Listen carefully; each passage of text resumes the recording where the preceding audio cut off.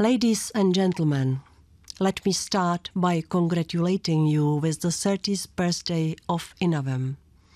I am very happy to celebrate this anniversary with you.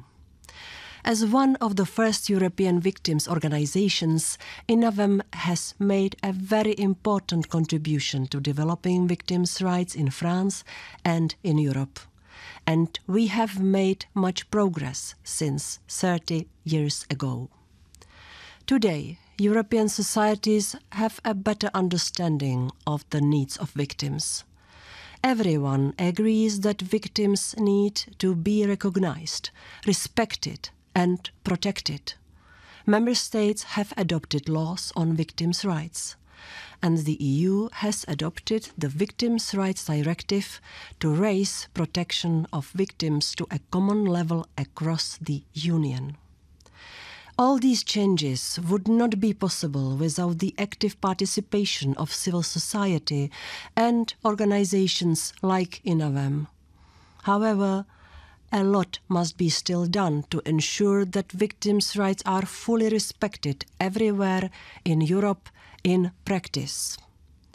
Last November was the deadline for all member states to transfer the new Victims' Rights Directive into their national laws. I am in contact with the countries that have not yet done so to press ahead with the transposition. We need to make sure that in practice every victim has the right to assistance and protection wherever they are in Europe. The French model is an inspiration to other countries. For instance, when it comes to individual assessment of victims' needs. I also appreciate the way you cooperate with your public authorities.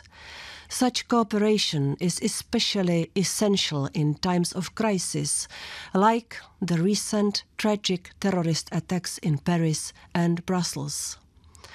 I would like to thank and congratulate you on how you supported and are still supporting victims of the November Paris attacks. In December, the Commission proposed a law to strengthen the fight against terrorism across the EU. Our proposal takes into account the specific needs for assistance and protection of victims of terrorism. Member States must make sure that support services are in place immediately after an attack. It is crucial that victims of terrorism get support when they need it most. On your 30th anniversary, I would like to thank you for your commitment. I warmly encourage you to keep sharing your expertise and spreading best practices which will benefit victims across Europe.